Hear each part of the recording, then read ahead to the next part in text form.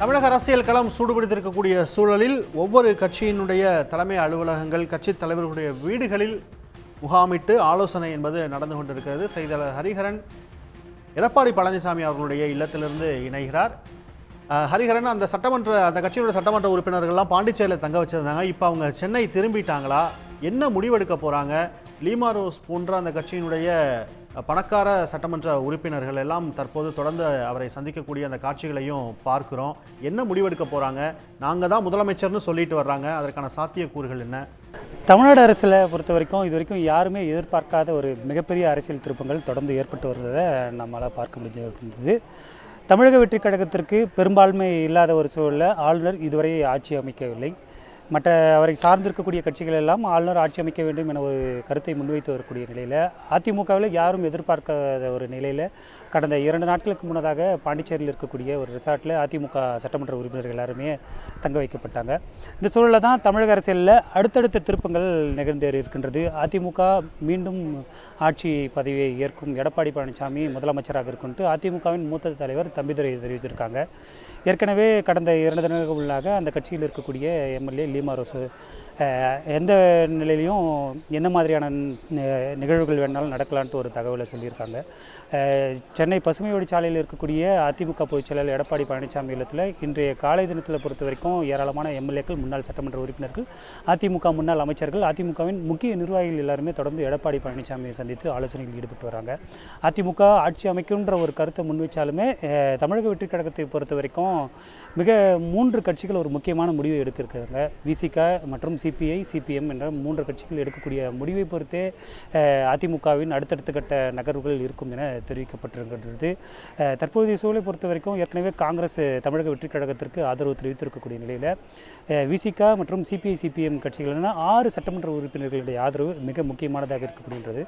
அவர்கள் எடுக்கக்கூடிய நகர்வுகளை வைத்து அடுத்தடுத்த அரசியல் நகர்வுகள் இருக்கும்.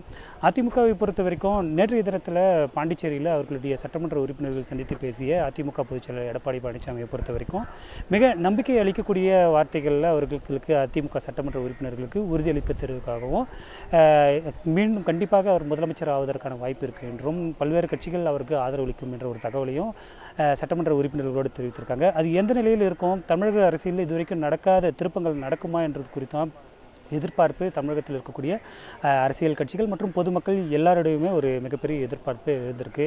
மிக விரைவில் ஏதாவது ஒரு கட்சி பதவியேற்று முதலமைச்சர் ஆக வேண்டும் என்ற ஒரு சூழல் இருக்கக்கூடிய நிலையில் அனைத்து கட்சியினருமே ஏதோ ஒரு வகையில் எல்லா இடத்துலையுமே ஆலோசனைகள் மேற்கொண்டு வராங்க. என்ன மாதிரியான திருப்பங்கள் ஏற்படும், என்ன மாதிரியான நிகழ்வுகள் நடைபெறும் என்பதை எதிர்பார்த்து தமிழ்நாடு காத்திருக்கக்கூடிய நிலையில் இன்று மாலைக்குள், அதாவது அந்த விசிக, சிபிஐ, சிபிஎம் என்ற 3 கட்சிகள் அறிவிப்புகளை அறிவிக்கும் போது அடுத்தடுத்த கட்ட நகர்வுகள் நடைபெறும். இதுவரை யாரும் எதிர்பார்க்காத அரசியல் திருப்பங்கள் நடைபெறுமா அல்லது பெரும்பான்மையை பெற்று மற்ற கட்சிகளோடு பெரும்பான்மையை பெற்று தமிழக வெற்றிக் கழகத்தை ஆளுநர் ஆட்சி அமைக்க அழைப்பாரா என்ற பல்வேறு கருத்துக்களோடு தொடர்ந்து ஒவ்வொரு கட்சியின் தலைவர்கள் ஆலோசனை நடந்து வருவது போல சென்னை பசுமை வழிச்சாலையில் இருக்கக்கூடிய அதிமுக பொதுச் செயலாளர் எடப்பாடி பழனிசாமி நிலத்திலும் தொடர்ந்து முக்கிய நிர்வாகிகளோடு முன்னாள் எம்எல்ஏக்கள், தற்போதைய சட்டமன்ற உறுப்பினர்களை பொறுத்த வரைக்கும் பாண்டிச்சேரியிலிருந்து நேற்று வரை பாண்டிச்சேரியில் இருக்கக்கூடிய நிலையில் இன்று அதிமுக சட்டமன்ற உறுப்பினர்களை சென்னைக்கு வருவதற்காக அழைப்பு விடுக்கப்பட்டிருக்கு. மிக முக்கியமாக மரகதம் குமரவேல் போன்ற முக்கியமான எம்எல்ஏக்கள் எல்லாம் எடப்பாடி பழனிசாமி சந்தித்து சற்று நேரத்துக்கு முன்னதாக ஆலோசனை செய்திருந்ததையும் நம்மால் பார்க்கப்பட்டிருந்தது.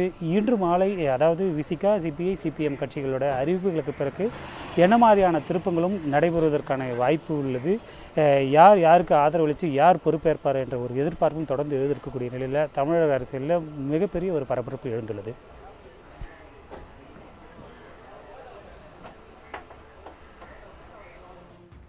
தற்போதைய விவரங்களுக்கு நன்றி ஹரிஹரன். அடுத்ததாக தாவேகாவினுடைய கட்சி தலைமை அலுவலகமான பனையூரிலிருந்து செய்தியாளர் விஷ்ணு இணைகிறார்.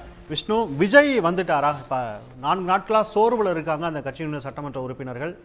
அவங்கள உற்சாகப்படுத்த, பார்க்க, ஆலோசனைகளை வழங்க அந்த கட்சியினுடைய தலைவர் வருவார்னு சொல்லப்பட்டுச்சு. வந்துட்டாரா? என்ன முடிவெடுக்க போகிறாங்க?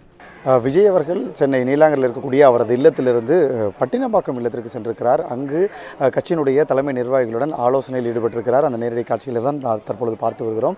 அதற்கு முன்பாக பனையூரில் 2வது நாளாக சட்டமன்ற உறுப்பினர்கள், குறிப்பாக தமிழக வெற்றிக் கழகத்தின் 106 சட்டமன்ற உறுப்பினர்கள் தற்பொழுது 2வது நாளாக இங்கு அமர்த்தப்பட்டு தற்பொழுது ஆலோசனையில் ஈடுபட்டு வருகிறார்கள். குறிப்பாக கட்சி கட்சியின் தேர்தல் பிரச்சார மேலாண்மை பொதுச் செயலாளர் ஆதவ் அர்ஜுனா தலைமையில் இந்த ஆலோசனை கூட்டம் என்பது தொடர்ந்து நடைபெற்று வருகிறது.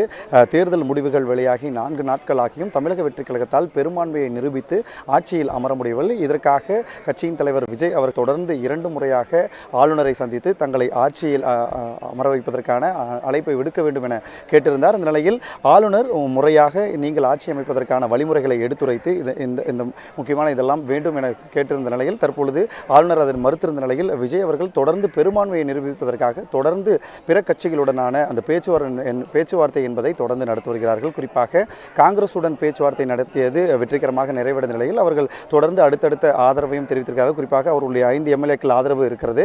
இந்த நிலையில் தொடர்ந்து ஆதரவு அளித்த நிலையில் இங்கே பனையூரில் இருக்கக்கூடிய நீங்கள் நேரடியாகவே பார்க்கலாம். பனையூரில் இருக்கக்கூடிய பனையூரில் இருக்கக்கூடிய தமிழக வெற்றிக் கழக அலுவலகத்தில் அந்த காட்சிகளை பார்த்து வருகிறோம். இங்கு ஏராளமான தொண்டர்கள் பனையூரில் இருக்கக்கூடிய அலுவலகம் முன்பு குவிந்திருக்கக்கூடிய காட்சிகளை நம்மளுடைய ஒளிப்பதிவாளர் செந்தில் அவர்கள் காட்சிப்படுத்தி வருகிறார். கடந்த 4 நாட்களாகவே கட்சி பிற கட்சிகளுடனான ஆதரவை கேட்டு வருகிறது. குறிப்பாக விடுதலை சிறுத்தைகள், கம்யூனிஸ்ட் கட்சிகள் ஆகிய கட்சிகளுடன் தொடர்ந்து அந்த ஆதரவு நிலைப்பாட்டை கேட்டு வருகிறார்கள். குறிப்பாக அந்தந்த கட்சி அலுவலகங்களில் தற்பொழுது தாவேக்காக்கு ஆதரவு அளிப்பதா என்பது தொடர்பாக ஆலோசனையிலும் ஈடுபட்டு வருகிறார்கள். இந்த நிலையில்தான் சென்னை பனையூரில் தொடர்ந்து 2வது நாளாக கட்சியின் 106 எம்எல்ஏக்கள் இருக்கிறார்கள். இங்கு ஆலோசனை கூட்டம் என்பது தொடர்ந்து நடைபெற்று வருகிறது. கட்சியை பொறுத்தவரை கடந்த சில நாட்களாகவே அவர்களிடம் பேரம் பேசப்பட்ட வருவதாகவும் தகவல் வெளியாகியிருந்தது. அவர்கள் எங்கும் சென்றிடாதபடி தொடர்ந்து தமிழக வெற்றிக் கழகத்தில் இருக்க முடியும் அவர்களுக்கு அறிவுறுத்தல் வழங்கப்படுகிறது. குறிப்பாக நேற்று இந்த எம்எல்ஏக்கள் கூட்டத்தில் பொதுச் செயலாளர் என் ஆனந்த் அவர்களுக்கு முக்கிய அறிவுறுத்தல் ஒன்றை வழங்கியிருக்கிறார். யார் உங்கள் கண் முன்பு ஒரு 10 கோடி ரூபாயை வைத்தாலும் தளபதி விஜய் அவர்களின் புகைப்படத்தை பார்த்து நேர்மையாக நடந்து கொள்ளுங்கள் என்ற ஒரு அறிவுறுத்தலை அவர் வழங்கியிருக்கிறார். அதனைத் தொடர்ந்துதான் இன்று 2வது நாட்களாக இந்த ஆலோசனை கூட்டம் என்பது நடைபெற்று கொண்டிருக்கிறது. இந்த நிலையில்தான் கட்சியின் தலைவர் விஜய் அவர்கள் தற்பொழுது நீராங்கரையில் இருக்கக்கூடிய இல்லத்திலிருந்து அங்கு பட்டினப்பாக்கம் இல்லத்திற்கு சென்று அங்கு தற்பொழுது இந்த தலைமை கழக நிர்வாகிகளுடன் ஆலோசனை என்பதை நடத்தி வருகிறார்கள். அவர்களை பொறுத்தவரை இன்று மாலைக்குள்ளாக ஒரு நல்ல செய்தி வரும், தமிழக வெற்றிக் கழகம் தான் ஆட்சி அமைக்கும் என்ற ஒரு நிலைப்பாட்டில் இருக்கிறார்கள். தொடர்ந்து ஒரு பரபரப்பான சூழலில் இன்று மாலைக்குள் தமிழக வெற்றிக் கழகம் தங்களுடைய நிலைப்பாட்டை தெரிவிக்கும் என எதிர்பார்க்கப்படுகிறது. தொடர்ந்து இந்த விவகாரம் தொடர்பாக உச்சநீதிமன்றம் செல்வார்கள் என தெரிவிக்கப்பட்ட நிலையில் அதை மௌனம் காத்தே வருகிறார்கள். குறிப்பாக இது தொடர்பாக தலைமை கழக நிர்வாகிகள் பலரிடம் கேள்வி எழுப்புவது போதும் இது தொடர்பாக யாரும் எந்த ஒரு கருத்தையும் அவர்கள் தெரிவிக்கவில்லை. இந்த நிலையில்தான் தொடர்ந்து அந்த தீவிர ஆலோசனை என்பதை விஜய் மேற்கொண்டு வருகிறார். தொடர்ந்து அமைதியாக காணப்பட்ட பனையூர் அலுவலகத்தில் இன்றைய தினம் அந்த கட்சியினுடைய சட்டமன்ற உறுப்பினர்கள்லாம் வந்து கொண்டிருக்கின்றனர். என்ன முடிவெடுக்க போகிறாங்க அப்படிங்கிற ஒரு கேள்வி இருக்கிறது. ஆளுநருக்கு எதிராக நீதிமன்றத்தை நாடுவார்களா, ஏன் இதுவரை நாடவில்லை என்பது போன்ற கேள்விகளுக்கு விடை தெரியாத ஒரு சூழலில் மற்ற கட்சிகளுடைய ஆதரவை எதிர்நோக்கி அவர்கள் காத்துக்கிட்டு இருக்காங்க. மறுபுறம் இந்திய கம்யூனிஸ்ட் மற்றும் மார்க்சிஸ்ட் 2 முகாம்களிலும் ஆலோசனை என்பது நடந்து கொண்டிருக்கிறது. இந்த கட்சியினுடைய செயற்குழு நிர்வாகக்குழு கூட்டம் எல்லாம் கூடி விவாதிக்கக்கூடிய ஒரு சூழலில் செய்தியாளர் கீதா இணைகிறார். கீதா, இப்போ இடதுசாரிகளை பொறுத்த வரைக்கும் அவங்களுடைய திட்டமிடல் அப்படிங்கிறது எவ்வளவு நேரம் எடுக்கும், எப்போ நம்ம முடிவு எதிர்பார்க்கலாம்? சென்னை தியாகராயர் நகரில் இருக்கக்கூடிய மார்க்சிஸ்ட் கம்யூனிஸ்ட் கட்சியின் அலுவலகத்தில் சரியாக காலை 10 மணிக்கு தொடங்கிய செயற்குழு கூட்டமானது 2 மணி நேரத்தை கடந்திருக்கிறது. இந்த செயற்குழு கூட்டத்தில் 15 உறுப்பினர்கள் கலந்திருக்கிறார்கள். தொடர்ந்து அரசியல் குழு உறுப்பினர்களான G Ramakrishnan, K Balakrishnan, P Sampath உள்ளிட்ட 18 பேர் கொண்ட குழு தொடர்ந்து 2 மணி நேரமாக தாவேகாவிற்கு ஆதரவு தருவதா இல்லையா என்பது குறித்தான ஆலோசனையில் ஈடுபட்டு வருகிறார்கள். இந்த ஆலோசனையில் அவர்கள் எடுக்கக்கூடிய முடிவுகளை மதியம் 3 மணிக்கு கூட இருக்கக்கூடிய மாநில குழுவில் அவர்கள் தெரிவிப்பார்கள். மாநில குழுவில் 80 பேர் இருக்கிறார்கள். அந்த 80 பேரும் கலந்து ஆலோசித்து அதன் பிறகுதான் மீண்டும் செயற்குழு அதனை இறுதி செய்வதற்காக மீண்டும் செயற்குழு கூடும். தொடர்ந்து 18 உறுப்பினர்கள் கடந்த 2 மணி நேரமாக தாவேகாவிற்கு ஆதரவு தருவோமா என்பது குறித்தான ஆலோசனையில் ஈடுபட்டு வருகிறார்கள். அதே சமயம் நேற்றைய தினம் மார்க்சிஸ்ட் கம்யூனிஸ்ட் கட்சியின் மாநில செயலாளர் சண்முகம் திமுக தலைவர் மு.க. ஸ்டாலினை நேரில் சந்தித்திருந்தார். அப்போது திமுக தலைவர் மு.க. ஸ்டாலின் தாவேகா ஆட்சி அமைப்பதற்கு எந்த இடையூறும் செய்ய மாட்டோம் என இவர்களிடமும் அறிவுறுத்தி இருந்தார். அதன் தொடர்ச்சியாக இன்றைய தினம் காலையிலிருந்து செயற்குழுவானது கூடியிருக்கிறது. தொடர்ந்து மதியம் மாநில குழுவும் கூட இருக்கிறது.